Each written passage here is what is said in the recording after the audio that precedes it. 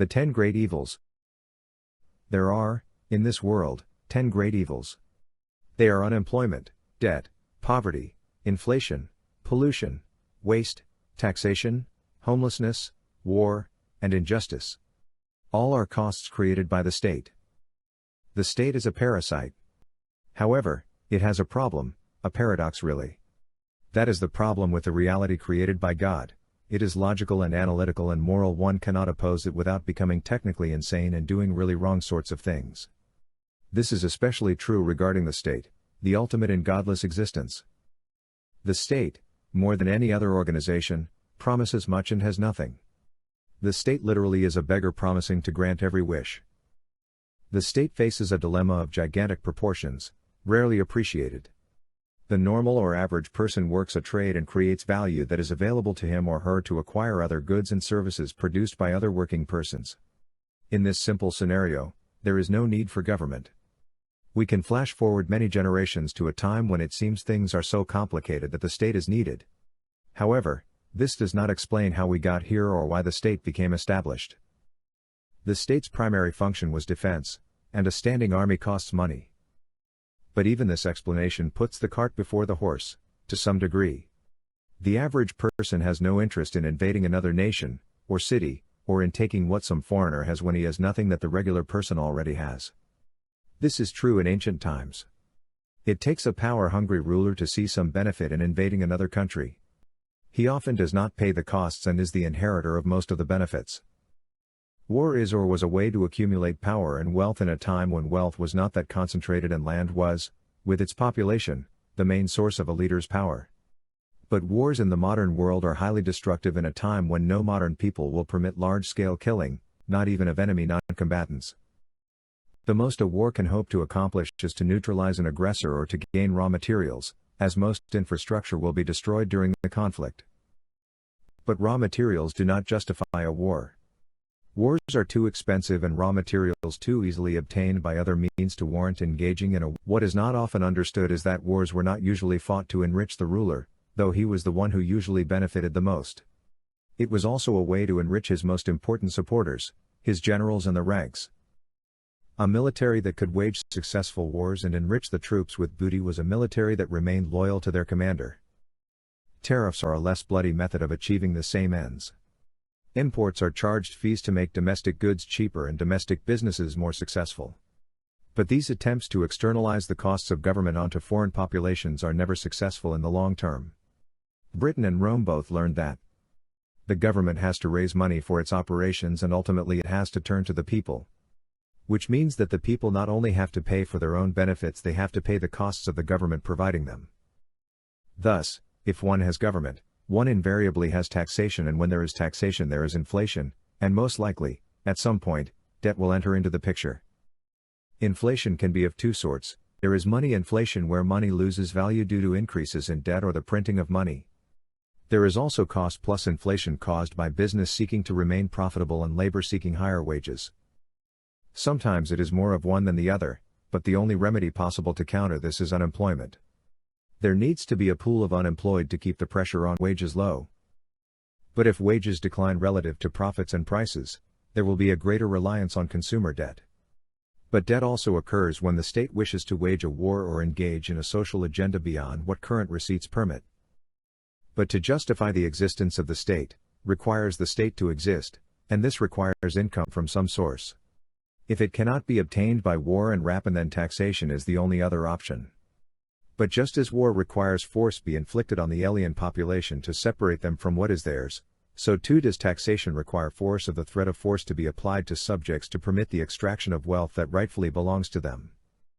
To combat inflation and maintain stability as well as to permit the taxation required to fund government operations, some level of unemployment must be maintained. Unemployment keeps the worker passive to the point where military action is not required. It's a matter of degree. The worker faces the alternatives of permitting the state to take a portion of what is theirs, or imprison, taking away their livelihood so they lose everything. It's the classic protection racket. Pay me a portion of what you earn and I will protect you from what I will do to you if you do not comply. Poverty is the other tool of oppression. It follows unemployment, taxation and debt. Of course, poverty has to be carefully controlled because if it becomes too prevalent, crime will increase and possibly rebellion. If the poor and middle class can be separated, the poor have fewer reasons to rebel as there is no leverage in rioting in a slum. The main objective of the state is to keep the middle class in a state of apathetic compliance. But the unemployed and destitute are a waste of resources. They consume but do not produce. At best, they are a large buffer zone between the state and the worker. Where we have poverty and unemployment, there is waste, homelessness, and injustice. But the state is in no position to eliminate these things. It is the primary source of all social costs. Its social agenda is simply an attempt to reduce the impact it has on the economy by doing what it has always done but in a different way. Instead of pandering solely to the wealthy, for example, it begins to shift more resources to some other minority. It justifies this by giving this minority an aura of victimhood. The state, with its social agenda, becomes the hero, using the resources of a suspect group to redress the grievance of a victim group. What is not addressed is the state's role in creating the underlying problem. The bottom line is that there is a group that produces value. This group does not need the state. If this group created value and exchanged the products of their labor, there would be no unemployment, injustice, war, or even crime. But there is another group that does not create value or creates insufficient value to compensate for the costs they represent. This creates issues. One might be tempted to claim that the first group saw a need for the state to deal with the rogue group. But that is not what is observed. What happens is that the rogue group is dealt with by the value group until the rogue group creates gangs and the gangs form into the state. It is only as the state that parasites have the power and organization needed to overcome the resistance of the high-value group. The fact remains that only parasites need the state and only parasites support the state. Even if in other respects one works and earns their way, if you are an advocate for state power, you have into something more than you have earned. That both rich and poor think the state is able to bless them with more than they deserve pays tribute to the manipulative abilities of the state. But virtually everyone think they are at risk from everyone other than the state. But all 10 evils are the direct consequence of being victimized by the state. Part of the reason for this is caused by the juxtaposition of the state with anarchy. The removal of the state while leaving what the state created would result in panic and chaos. This system is designed to operate with the state and to not operate without the state. The system makes the state necessary. The state makes this system necessary.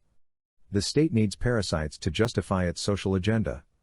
As was pointed out, without parasites the state would not be needed. So the state seeks to create as many special interest groups with special needs as is possible. The last thing the state wants is an independent person who has no need for the state and no wish to receive anything from the state.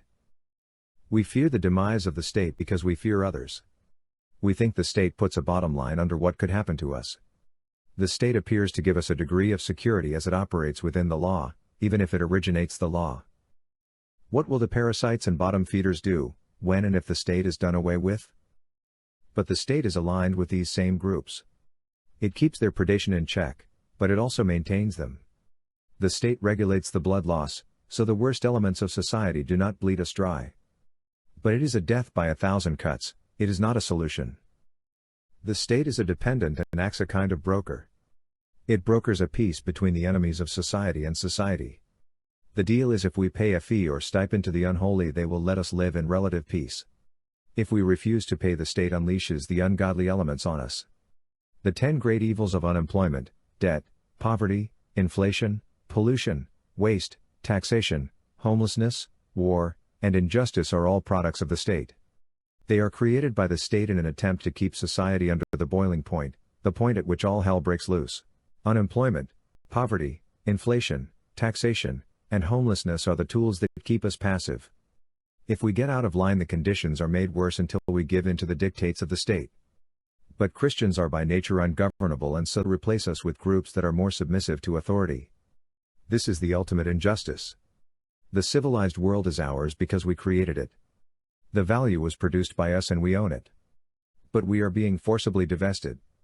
The West is undergoing a hostile takeover. The West is undergoing a hostile takeover. Civilization belongs to the West, we created it. If not every element of it, we brought it together and assembled it into something like a cohesive whole. Now we are being replaced because civilization requires a free, unencumbered people, and the state is not interested in civilization, it wants power. It is replacing Western peoples with a people more subservient and obedient to the state. We need to understand, the hate crime of the century is the governments of the West attempt to divest us from what rightfully belongs to us. The greatest of all genocides is the governments of the West attempt to replace the peoples of the Western nations. The crime against humanity that exceeds all other crimes against humanity, is the governments of the West attempt to destroy civilization to cement their autocratic power. In the process we sum up as globalization, the movement towards a one-world government that owns and controls everything, peopled by a totally obedient population which is not Christian or white.